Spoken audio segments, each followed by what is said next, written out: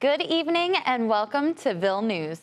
I'm Katie Lyle alongside Payje Davis, here to give you the latest local, state, and national headlines. Coming up, we have updates on national bat population numbers and a judge's house that was lit on fire. Stay tuned because Ville News starts now.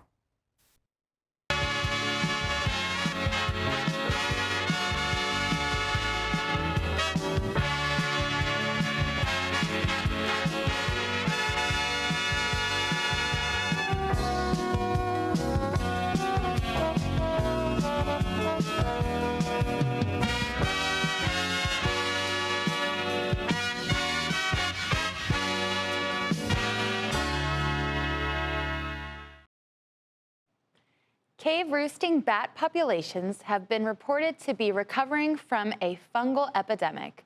Wildlife authorities in Wisconsin report that the state's bat population seems to be rising for the third year in a row.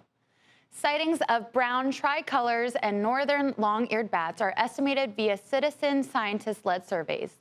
These species go through a process of root and hibernation in caves during the winter, where fungus takes its toll by waking the bats from slumber. The fungus leads to states of confusion that result in bats leaving the caves and freezing to death from white nose syndrome. However, Wisconsin has now reported population numbers on the rise. South Carolina Judge Diane Goodstein saw her waterfront mansion in Escondido Beach go up in flames while she was walking her dogs on October 4th.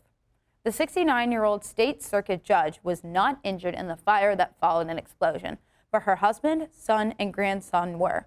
Arnold Goodstein, an 81-year-old Vietnam War vet and former state senator, broke his legs after jumping from the backyard window to escape the fire.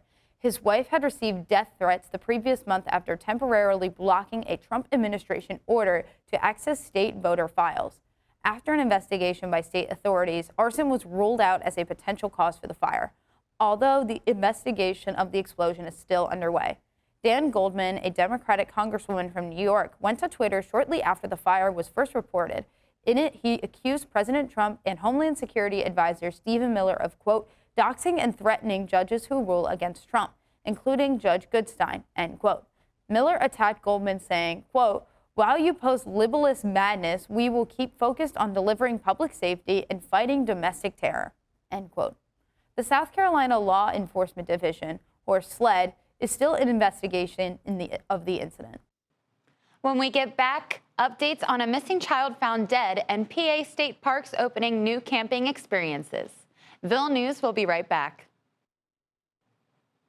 Aiden Ha went missing on Saturday morning after he wandered away from his home in Columbia County. The 7-year-old autistic boy drowned in the Susquehanna River, with his body found in the river a half-mile away from the family's home on Sunday. County Coroner Jeremy Reese says that the drowning was accidental.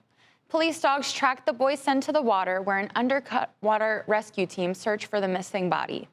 Since then, a GoFundMe site launched by a family member has brought in $34,000 as of Tuesday morning. A state representative is planning to introduce a new alert system dedicated to missing people with intellectual or developmental disabilities. Representative Robert Ledbetter proposes the Purple Alert, honoring Aiden Ha's death. Ledbetter says, quote, many Pennsylvanians live with autism spectrum disorders, traumatic brain injuries, dementia onset at early ages, or other conditions that affect communication, judgment, and awareness, end quote. The Purple system will be modeled after Amber Alerts for missing or abducted children, Silver Alerts for missing older adults, and Green Alerts for missing at-risk veterans. 8 Pennsylvania state parks will begin offering glamping reservations in 2026. The Pennsylvania and Timberline Glamping announced a new partnership that will bring the elevated camping experience. Of the 8 state parks included is the French Creek State Park in Chester County. Alongside 61 other campsites, the Deluxe Safari and Double Deluxe Safari tents will offer electricity, climate control, and even a Keurig. Online reservations for the spring are now open, running between $130 and $200 a night. When we get back, we'll have updates on a baseball coach allegedly providing minors with alcohol and a homicide case in West Hemfield Township. Ville News will be right back. York County police officer and high school baseball coach Elias Martinez and his wife Shay Martinez are facing charges for allegedly providing alcohol to teenagers. The alleged actions occurred between July 2023 and October 2024, with the police interviewing 4 teenagers, one of which was Martinez's son and 2 of which were on the baseball team. Elias Martinez coached. The 4 teenagers shared that they drank at the Martinez residence, sometimes even with Elias and Shay. One teen reported that Shay Martinez offered to induce vomiting if they drank too much, while another claimed that they drank at the Martinez house 4 to 5 times a week. The Martinez couple appeared in court on October 6th, where Judge Jason Loper set a $25,000 bail for them and ordered that they have no unsupervised contact with anyone under 18. With the exclusion of their children, the couple have denied the allegations against them, claiming that other than occasional sips of wine, beer, or a drink on vacation given to their kids, they have never provided alcohol. Any alcohol in the teenagers' possessions was stolen behind their backs. Elias and Shay Martinez are being charged with corruption and furnishing alcohol to minors and are expected back in court on November 5th. On Sunday, October 5th, a West Hemfield Township man has been charged with shooting his estranged wife and sister-in-law to death, as well as severely wounding his son in an argument turned deadly. 63-year-old Santiago Peno Sanchez was charged with 2 counts of criminal homicide, 1 count each of attempted criminal homicide, aggravated assault, and endangering the welfare of children and possessing an instrument of crime. Sanchez is accused of killing and wounding all 3 of the victims at his residence. 2 children aged 2 and 7 were in the house at the time of the shooting but were not injured.